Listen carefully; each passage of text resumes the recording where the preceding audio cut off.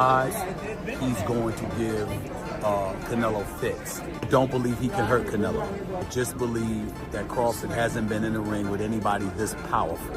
Things just need to be left unsaid. I understand he's articulating like his point of view, like, look, this is all natural work. We're just working hard at it. We're doing X, Y, Z. You always wonder, well, people say that, no, Canelo was going down and he had had enough. That there might be an excuse for that. So. Stephen A. Smith has weighed in on Canelo Alvarez's noticeably larger physique ahead of the highly anticipated showdown with Terence Crawford, and his words carry weight because he's raising questions about whether the size difference will have a decisive impact on the fight. Smith openly acknowledged that Crawford is, without question, the more technically skilled and superior boxer. However, he stressed that in boxing, skill alone is not always enough. Power and physical presence matter too. You know what, I think my initial reaction would be to say that I think that Crawford would be the superior boxer, as great as Canelo is, as seasoned as he is, with 65 fights, if I recall, on his record. I think boxing-wise, he's going to give Canelo fits. Don't believe he can hurt Canelo. Just believe that Crawford hasn't been in the ring with anybody this powerful. Again, Crawford is the superior boxer. But if he can't hurt Canelo, you can't keep him off him. He says it's a legacy fight, and he believes he can do the same, and he wants to do the same against a fighter the caliber of Canelo Alvarez, which is why we haven't really seen him in the ring against anybody else. Unfortunately, that's the business of boxing. He's a victim of it. Eddie Reynoso, the longtime trainer and strategist for Canelo Alvarez, has finally responded to the accusations that have followed him for years regarding performance-enhancing substances in boxing. Reynoso's name has often been dragged into conversations whenever speculation arises about certain fighters in his gym failing tests, but he firmly rejected the idea that he has ever provided or encouraged the use of banned substances. According to Reynoso, each of his fighters, including Canelo, takes full responsibility for their own nutrition and dietary regimens, and he insists that he does not control or dictate what goes into their bodies. He explained that his role begins and ends with training methods, technical improvement, and mental preparation, not with supplement plans or food choices. Eddie Reynoso says, starting now, I'll be working 100% with a team that I can supervise. I've let the boxers who have come to me to train have their own nutrition team. So all of these fighters popping because of their nutrition team. Eddie Reynoso is guilty by association, so you have to clear the shit up. That's what I was saying about Victor Conte when he came with his transparency. I'm doing the same now with Eddie Reynoso. He knows he has to clean that shit up. I suggest to Eddie Reynoso, if you're going to be 100% in control of the nutrition team, join Snap. They got hyper-exfoliated, futuristic, hydraulic change. Get Nello on Snack. Hey, brother, Nello on Snack with the futuristic 1.121 gigawatt. Brother, please. It is true that Eddie Reynoso has coached multiple fighters, 7, by some counts, who have tested positive for banned substances during their careers. However, Reynoso strongly emphasized that these cases should never be lumped together, nor should they cast doubt on Canelo Alvarez. Each fighter is ultimately responsible for what they consume, he explained, and those failures do not implicate Canelo in any way. Boxing corruption at its absolute finest, but how does it connect to Eddie Reynoso and Canelo team? So Rodriguez Jr. failed his test after the Galal fight. He set the record for the most punches landed in that fight. It even prompted people like Sonny Edwards during the fight to say, this is weird. And yet, he will not be punished. In fact, he'll be kind of rewarded because he's going to get ordered an immediate rematch for the WBC belt. The only thing he's got to do is have a 12-month probation period with random testing. Now, WB are doing this because they have ruled it proven unintentional use. It just so happened he took stuff that was extremely beneficial to his conditioning. Here is the WBC official statement. Feel free to pause this and read it. But what's it got to do with these two fine gentlemen? Well, Rodriguez Jr. is part of Canelo team, and he was rumoured to be managed by Eddie Reynoso. Eddie Reynoso has since came out and said, no, I don't manage him, blah blah blah, and he distanced himself. Now why that's important is because Eddie Reynoso has been connected to, I think now, 6 or 7 fighters who have all failed their drugs tests. The rumour around town, and this is just a rumour, and definitely not true, is that these two may have smoothed things over with the WBC. Maybe used their position of power to get Rodriguez Jr. a bit of a lenient sentence, put it that way. Again, that's not true, I've just completely made that up. But what is unbelievable is a fighter nowadays can actually fail a drugs test and not be punished whatsoever. In fact, can be rewarded. Unbelievable. Terence Crawford's strength and conditioning coach has made a powerful and bold statement in the build-up to this mega fight, declaring with confidence that Crawford will break the beast out of Canelo Alvarez once they step into the ring. The coach highlighted that Crawford's preparation is not only about adding strength but also about maintaining stamina, agility, and explosiveness, ensuring that his fighter can handle every department of the contest. According to him, the team's belief is unshakable. Crawford's power, relentless conditioning, and unmatched work ethic will be enough to neutralize Canelo's natural size and experience advantage. This prediction has stirred even more debate in the boxing world, with fans questioning whether Crawford's power will truly carry over at this higher weight class, or if Canelo's durability will prove too much. Listen, I get a lot of texts asking how I'm doing, how camp is going, so I figured I could just put it up in one post. So I'm in the mountains. This dude's about to beat the brakes off Canelo and be the greatest boxer of all time, and I get to play a part in it. All is well, truly well. We good. I'm good. I'm real good. Several analysts have shifted focus to the size of the ring itself, arguing that it could become one of the decisive factors in determining the outcome. A standard-sized ring would allow Crawford to fully utilize his speed, footwork, and tactical movement, forcing Canelo to chase and adjust instead of fighting at his preferred pace. History has shown that Canelo has difficulty with opponents who move laterally and refuse to stand in front of him, as seen in his loss to Dimitri Bivol. Fighters who can maintain distance, work angles, and keep him out of rhythm often frustrate Canelo and reduce his effectiveness.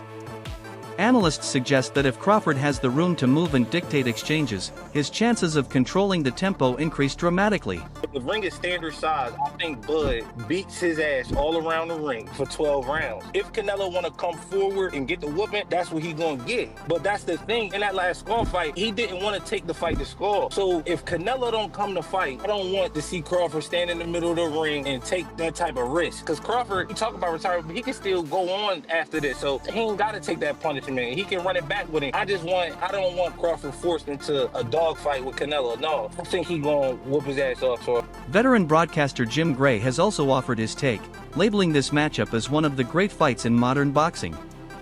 He praised both men equally, acknowledging Canelo Alvarez's remarkable longevity and success across multiple weight divisions, while also crediting Terence Crawford for his dominance and precision in his own class. Gray highlighted that this fight is not simply about belts or accolades, it is a defining moment for legacy. I think we want to see the best fight the best. And even though there's been a difference in weight divisions here, I think that, people clamor for big names and big fights and guys who are great to fight each other. So being for the institution, and I am for the institution of boxing, I think Canelo has been great for boxing, and I think Terence Crawford has been great for boxing. So how this is going to play out exactly, I don't know. Terence Crawford is older, and Canelo has, twice as many rounds? So, I don't know how that combination ends up, the weight difference. Canelo's going to be a bigger man and a bigger frame and coming up in that weight. So I think it's just going to be fun. It's going to be interesting. It's going to be at the Allegiant Stadium where the Raiders play, and it's going to be filled up, and we're going to have a huge, huge night for boxing for the world to see. On follow-up, do you feel like Terence Crawford has the style to cause Canelo problems? Does he have the style to what? Cause Canelo problems. Terence Crawford's a great fighter. Terence Crawford can give anybody problems. Whether or not he will, I don't have that crystal ball. I don't know. We'll just have to wait. Respected trainer Abel Sanchez has voiced serious doubts about Crawford's chances, citing the importance of natural size and strength. Sanchez reminded the public that weight divisions exist for a reason, and even the most talented fighter cannot always overcome the physical advantages of a naturally bigger opponent. In his view, Canelo Alvarez's power at super middleweight is something Crawford has never faced before, and the difference will be glaring once the punches start landing. While Sanchez acknowledged Crawford's exceptional skills, he cautioned that talent may not be enough to bridge the physical gap in this particular matchup. I as everybody has opinions, and my opinion is that I think Canelo will be too big for him. I think Crawford needed a little more seasoning, a little more seasoning of his weight, that is. He's had a year and hasn't had really any fights against those caliber fighters. The last fight he had a 154-pounder, moved up one division and had a difficult time in a way that he wasn't dominating as he did in the lower divisions. And you talk about a guy in Canelo whose really only bad outing was at the Bivol fight. And Bivol, when I first talked about that fight, when they asked me, Bivol is a Gennady Golovkin just 15 pounds heavier. Same skills, maybe not the punching power, but very skilled. So anybody below 75, Canelo is dominated easily. After the 5th or 6th round, it seems to be sparring sessions for him. So I think that he does very well, and I think he wears Crawford out and wins a going-away decision. Crawford is an all-time great, obviously, but there's weight divisions, you know? Definitely as well. Abel, I'll leave it there, but I'll leave you with the final words. Any final words for the fans? Waiting to see you in the corner on Saturday night, my friend. I'm very happy to be back. I retired for 3. Iconic ring announcer Jimmy Lennon Jr. has also shared his perspective, noting that in fights like these, the naturally bigger fighter usually has the upper hand. By that measure, Canelo Alvarez would appear to have the edge. However, Lennon also pointed out that Canelo has not looked as sharp or dominant in some of his recent performances, leaving the door open for Crawford to capitalize. His balanced perspective suggests that while size is a critical factor, recent form, strategy, and execution on fight night could still play a deciding role in the outcome. For the super fight in September, how do you see that fight playing out? Who are you leaning towards? Who wins that fight? Yeah, I tell you, I tend to always think the naturally bigger fighter is going to have an advantage. I'm just, with the Crawford moving up, he was a 135-pound champion. They had 40, fantastic champion. 47 then, and then 54 is 68 too much.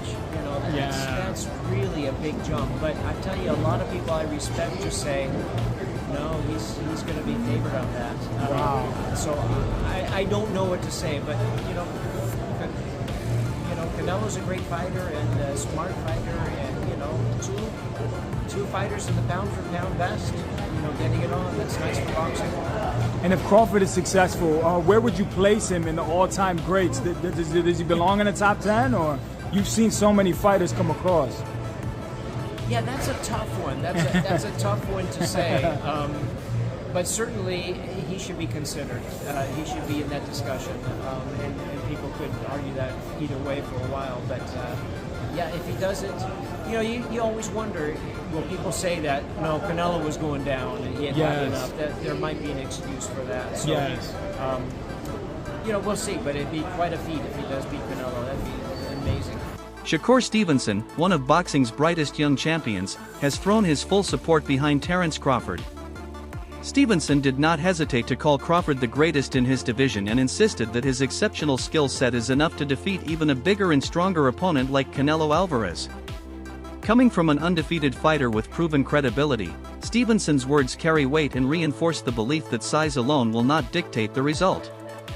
His endorsement reflects the widespread respect Crawford commands from fellow fighters and adds further intrigue to a matchup that is already being billed as one of the sport's most compelling contests. You first heard about this idea when you first heard about it. What did you think of this idea of Bud going up to 68 to fight Canelo? I ain't gonna lie, I've been putting it out since, I want to say, when we fought Sean Porter. Like back then, if you go watch, it's an interview out there.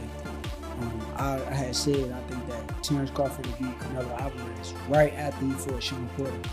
So the idea, I've been thinking about it. I've been saying it before Bud even was saying it. Why were you saying it then? Like that was what, a few years ago? It was 160 or 168 at that point.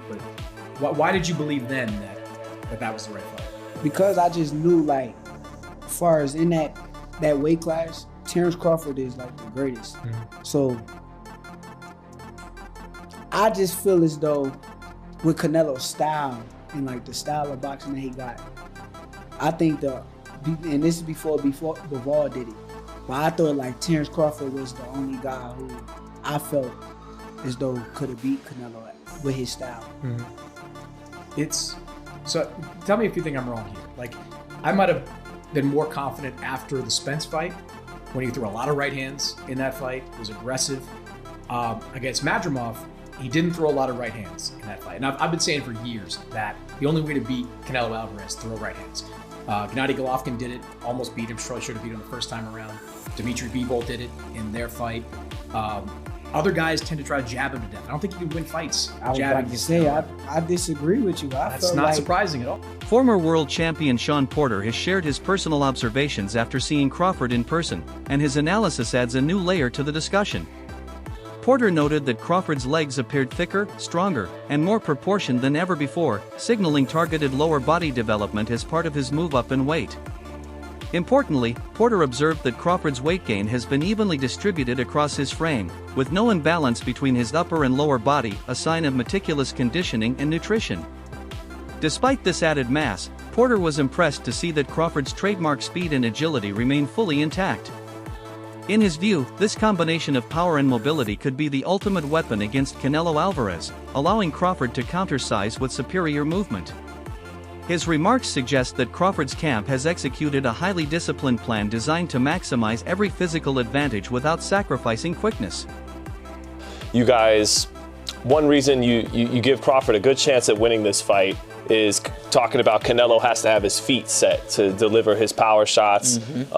Crawford making him pick his feet up. At 38 years old, putting on 14 pounds to go from 54 to 68, 38 years old, do you think his legs will be able to have the advantage that people that are picking him and thinking he could win this fight, will they have the advantage that they believe he will have at 38, putting on 14 pounds to those legs? I looked at my business partner Malcolm while we were there.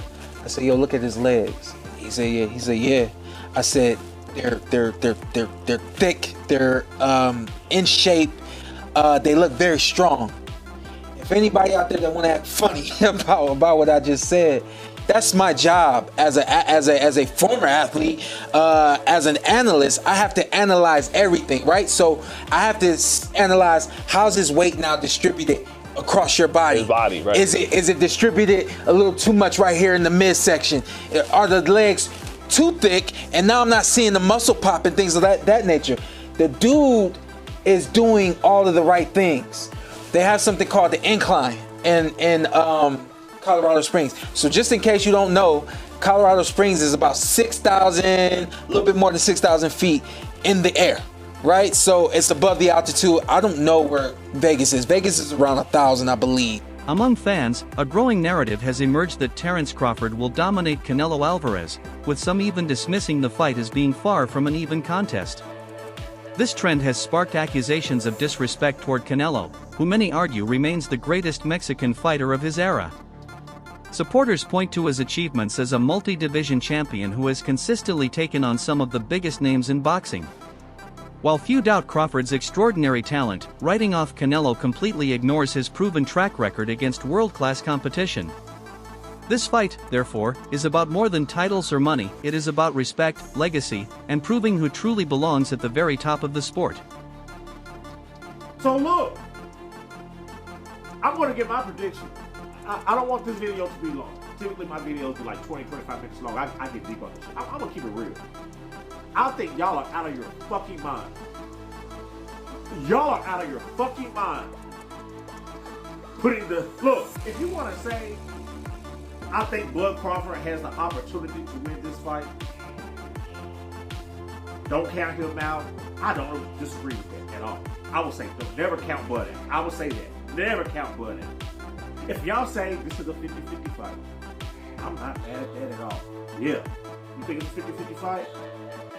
Y'all, people are saying it's not even going to be a 50-50 fight. That Canelo is going to smoke. And I think y'all are out of your fucking mind. Canelo needs to walk out to Roy Jones. You must have forgotten. Y'all, this is arguably not only the greatest Mexican fighter of all time,